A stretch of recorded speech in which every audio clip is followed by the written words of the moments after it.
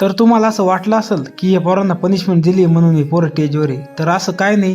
पूर्ण जाणून घेण्यासाठी व्हिडिओ पहिल्यापासून बघा. तर रामकृष्ण रे भावांनो, तर रोजच्या डेली रुटीन प्रमाणे आज पण सकाळी सकाळी कॉलेज होतं. मग आलो बघ कॉलेजला. तर कॉलेजला पोहोचलो नाही तर एनटीसी डिपार्टमेंटचे मित्र आहे ना आपल्याला बोलवलं ऑडिटोरियम मध्ये, म्हणजे काहीतरी फंक्शन आहे चला म्हणे. मग ऑडिटोरियम मध्ये पोहोचल्यावर समजलं की आपल्या एनटीसी डिपार्टमेंटच्या मित्रांनी गेम्स वगैरे ऑर्गनाईज केले आणि गेस्ट लेक्चर वगैरे ठेवले. त्यातले त्यात आपले मित्र पण लय अवघड, म्हणजे जाय म्हणे वर टेजो आणि पार्टिसिपेट कर म्हणे, तिथं तुझी सक्त गरज आहे म्हणे. मग आपल्या मित्रांच्या फोर्समुळे आपण गेलो बो टेजो गेलो तर आपल्याला गेम काय ते पण माहित नाही. मग त्यांनी आपल्याला सांगितलं की तुमच्या पुढे फोटोज वगैरे येतील, त्यावरून तुम्ही मूवीचं नाव ओळखायचं.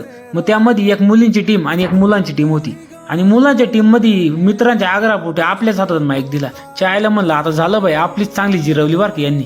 मग त्या गेम मध्ये स्टार्टिंगला त्यांचे 3 पॉईंट झाले आणि आपले पण 3 पॉईंट झाले. मग आता शेवटचा एकच पॉईंट, त्यामध्ये जो जिंकल तोच विनर. माझ्यासाठी दुःखाची आणि तुमच्यासाठी आनंदाची गोष्ट म्हणजे आपलीच टीम हारली बरं का. मग त्या गेमचा सर्व डिपार्टमेंटच्या विद्यार्थ्यांनी आनंद वगैरे चांगला घेतला बरं का, आणि खरंच गेम पण भारी होता.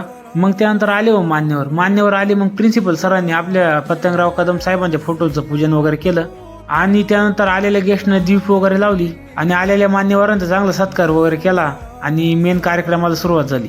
आणि ज्या मॅमचं गेस्ट लेक्चर होतं त्या मॅमचं नाव होतं लियाना साने. आणि खरंच ते मॅमनं लयच भारी सांगितलं बरं का. त्यांचा सब्जेक्ट होता आपला कॉन्फिडन्स कसा गेन करायचा, आपलं बसायचं कसं, उठायचं कसं, आणि आपण बोलताना समोरच्या सोबत कम्युनिकेशन कसं करायचं, याचा मेन मुद्दा होता त्यांचा. आणि लेक्चर चालू झाले पहिले मॅमने सगळ्याला डोक्याला हात लावायला लावलं आणि त्यानंतर सगळ्याला उभं केलं. त्यांचं कॉन्फिडन्स गेन करण्यासाठी काय काय केलं पाहिजे ते सर्व काही गोष्टी सांगितल्या. आणि खरंच लेक्चर वगैरे एक नंबर झालं बरं का. आणि आपल्याला पण लेक्चर आवडलं. आणि त्यानंतर लेक्चर वगैरे झालं आणि मग आलो पहिलं कॅन्टीन मध्ये. म्हणलो आता लय भूक लागली भाऊ, काहीतरी खायला पाहिजे बरं का.